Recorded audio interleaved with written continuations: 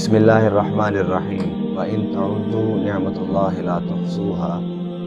صدق اللہ العظیم۔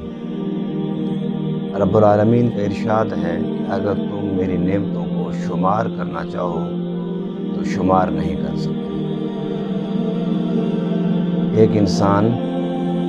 اپنی صحت مند زندگی کو دیکھے اور کسی ہسپتال میں جا کر بیماروں کو دیکھے تو اسے پھر صحیح ادراک ہوگا کہ صحت کتنی بڑی نعمت ہے۔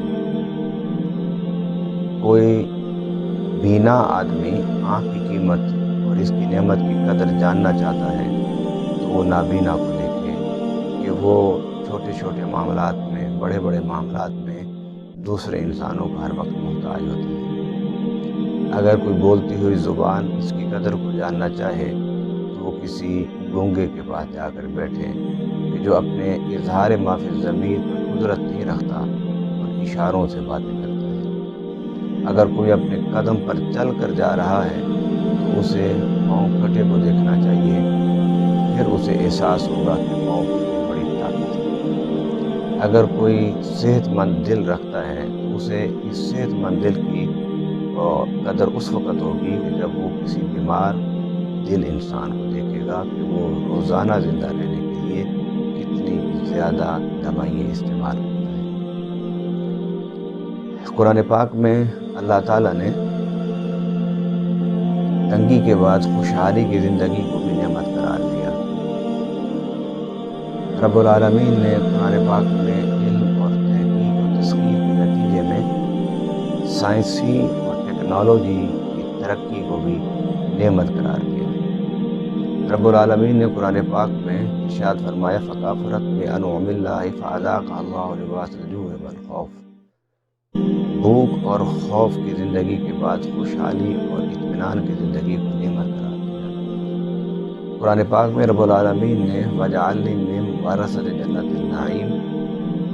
جنت اخروی کو رب العالمین نے نعمت قرار دیا۔ اور لڑائی جھگڑا غارت و فساد کے بعد انسانوں کے دلوں کو اخوت کے دھاگے میں پرو دیا جانا، اسے بھی رب العالمین نے نعمت قرار دیا۔ ارشاد فرمایا وَأَلَّفَ بَيْنَ قُلُوبِكُمْ فَأَصْبَحْتُم بِنِعْمَتِهِ إِخْوَانًا۔ ناظرین کرام، نبی پاک صلی اللہ علیہ وسلم کو دشمنان اسلام مجنون کہتے تھے، کاہن کہتے تھے، تو رب العالمین نے اس کے جواب میں ارشاد فرمایا فَذَكِّرْ فَمَا أَنْتَ بِنِعْمَةِ رَبِّكَ بِكَاهِنٍ وَلَا مَجْنُونٍ، کہ تجھ پر اللہ کی نعمت ہے اور جس پر رب کی نعمت ہوتی ہے وہ مجنون اور کاہن نہیں ہوتا۔ وہ یا صحیح العقل ہونا، صحیح الفکر ہونا، صحیح الدماغ ہونا، صاحب علم ہونا، یہ بھی اللہ تعالیٰ کی نعمت میں سے ایک نعمت ہے۔ توحید بہت بڑی نعمت ہے میرے بھائیوں، توحید بہت بڑی نعمت ہے، توحید بہت بڑی نعمت ہے۔ رب العالمین ارشاد فرمایا یا ایھا الذین آمنوا اذکروا نعمت اللہ هل من خالق غیر اللہ یرزقکم۔ یہ توحید بہت بڑی نعمت ہے، ایک اللہ پر یقین رکھنا کہ وہی مجھے پیدا کرنے والا، وہی مجھے مارنے والا، وہی مجھے عزت دینے والا، وہی مجھے ذلت سے گزارنے والا، وہی مجھے اولاد دینے والا، یعنی ہر چیز کی نسبت اللہ کی طرف کرنا اور یقین کے ساتھ زندگی گزارنا کہ سب کچھ میرا اللہ کرتا ہے، میرا رازق وہ ہے، میرا مالک وہ ہے، میرا خالق وہ ہے۔ اور یہ جو توحید ہے یہ سب سے بڑی نعمت ہے، اس سے بڑی کائنات میں کوئی نعمت نہیں ہے۔ اس لیے تو اقبال نے کہا تھا کہ یہ ایک سجدہ جسے تو گراں سمجھتا ہے، ہزار سجدوں سے دیتا ہے آدمی کو نجات۔ جب تیرے اندر سے توحید ختم ہوتی ہے پھر تو کبھی ستاروں کو پوجتا ہے، کبھی چاند کی پرستش کرتا ہے، کبھی سورج کی طرف پلٹتا ہے، کبھی پہاڑوں کی بلندی کو دیکھ کے اس کو خدا مان لیتا ہے، کبھی دریاؤں کی طغیانی کو دیکھ کے تو اسے اپنا معبود کہہ بیٹھتا ہے، کبھی سمندروں کی وسعتوں کو دیکھ کے تو اسے خالق اور اپنا مالک سمجھ بیٹھتا ہے۔ یہ ایسا کیوں ہوا کہ تو در بدر بھٹکتا پھر رہا تھا؟ اس لیے کہ توحید کے راستے پر تھا، اور جب تو توحید کے راستے پر آیا یہ سب چیزیں، یہ مظاہر فطرت جن کے سامنے تو سر جھکاتا تھا، توحید کے راستے پر آنے کے بعد اب یہ ساری چیزیں تیرے سامنے سر بسجود ہوتی ہیں۔ نبی پاک صلی اللہ علیہ وسلم میدان جنگ میں تھے اور بڑے دن گزر گئے تھے۔ اللہ تعالیٰ نے رات کو آندھی اور بارش اور طوفان بھیجا، جس کے بعد لشکروں جو اسلام کے دشمن تھے قوم پڑ گئے۔ رب العالمین نے کسی بھی نعمت قرار دیا، فرمایا اذکر نعمت اللہ علیکم اذ جاءتکم جنودا، یاد کر جب تیرے پاس لشکر آئے اور انہوں نے تجھ پر حملہ کیا، فارسلنا علیہم ریحا وجنودا لم تروها، پھر اللہ نے ہوا بھیجی اور وہ لشکر تیرے لیے اتارے جو تم دیکھ نہیں سکتے تھے۔ اور یہ کشتی کا سمندر میں چلنا، یہ فرمایا تمہارے لیے نعمت ہے، اس لیے نعمت ہے کہ تمہارے سامان کو ایک جگہ سے دوسری جگہ منتقل،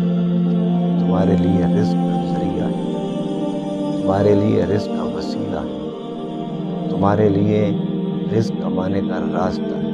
رزق کمانے کا راستہ، رزق خود یہ اللہ کی بہت بڑی نعمت ہوتی ہے۔ اور اس سے بڑھ کے قرآن پاک میں اللہ تعالیٰ نے فرمایا اہدنا الصراط المستقیم صراط الذین انعمت علیہم، اے اللہ ہمیں سیدھا راستہ دکھا، ان کا سیدھا راستہ جن پر تم نے انعام کیا، انعام جن پر کیا ان کا راستہ ہمیں دکھا۔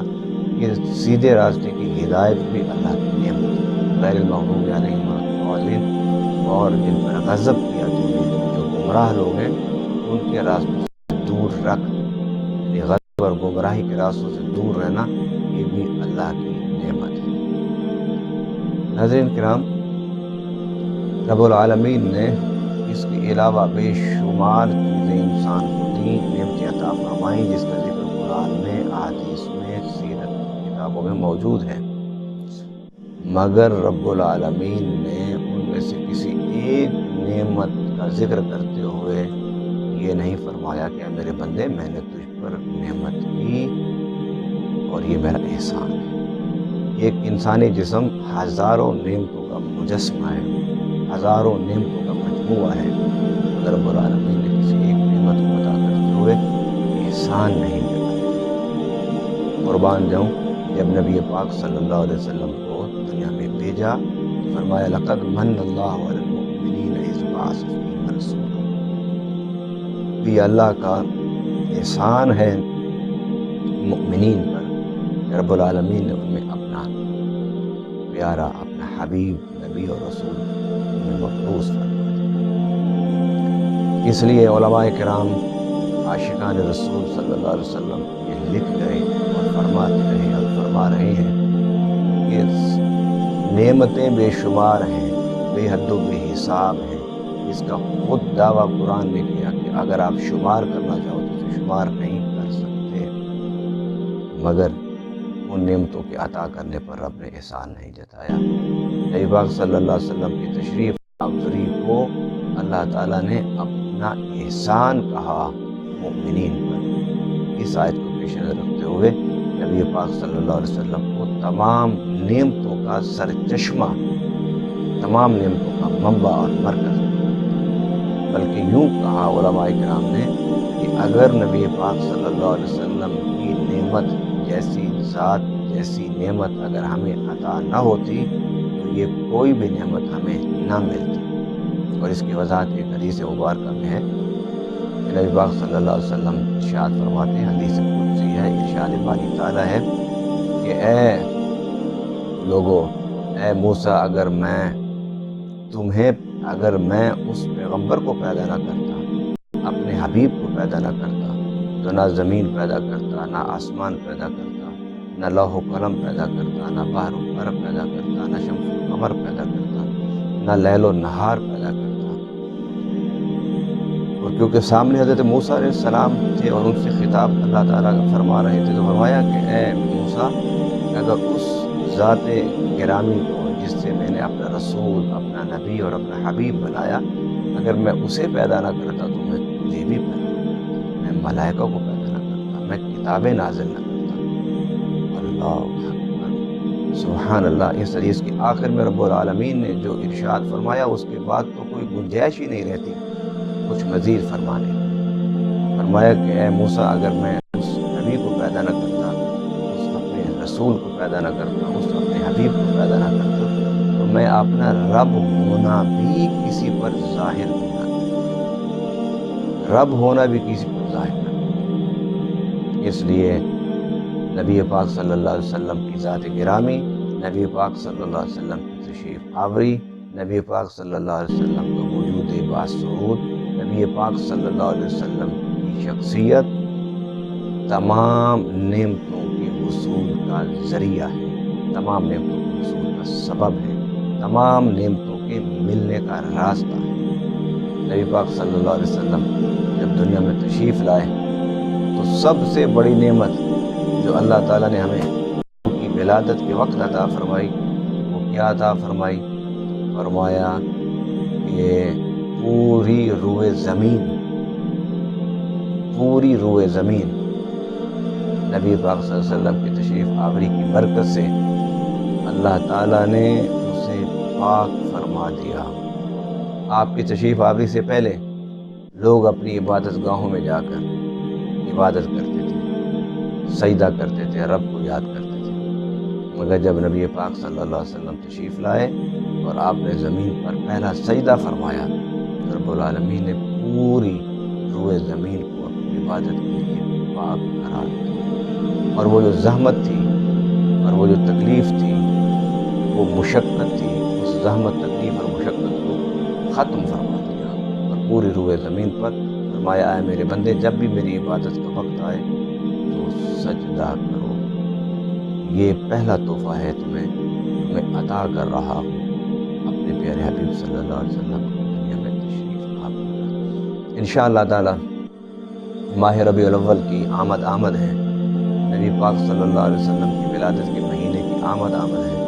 نبی پاک صلی اللہ علیہ وسلم کی پیدائش کا مہینہ ہمارے لیے رحمتوں، برکتوں، سعادتوں کا پیغام لے کر آنے والا ہے۔ انشاءاللہ اس پورے ماہ مبارک میں ہم جتنی بھی گفتگو کریں گے نبی پاک صلی اللہ علیہ وسلم کی ولادت کے حوالے سے کریں گے، حضور صلی اللہ علیہ وسلم کی میلاد کے حوالے سے کریں گے، اور نبی پاک صلی اللہ علیہ وسلم کی ولادت، میلاد، جنم، برتھ ڈے اور پیدائش کے حوالے سے جو برکتیں، جو سعادتیں، جو رحمتیں، جو فضل اللہ کا ہمیں حاصل ہوا اس کا ہم ذکر کریں گے۔ انشاءاللہ تعالی آپ کا ہمارا رابطہ رہے گا اور ہم اپنے اس پروگرام کے ذریعے سے آپ کو نبی پاک صلی اللہ علیہ وسلم کی عشق و محبت کی باتیں سناتے رہیں گے، جن کا بیان کرنا، جن کا سننا دنیا کی کامیابی، قبر کی نجات اور آخرت میں نبی پاک صلی اللہ علیہ وسلم کی شفاعت کے حصول کا ذریعہ ہے۔ اللہ ہم سب کو نبی پاک صلی اللہ علیہ وسلم کا سچا غلام بننے کی توفیق عطا فرمائے۔ وما علینا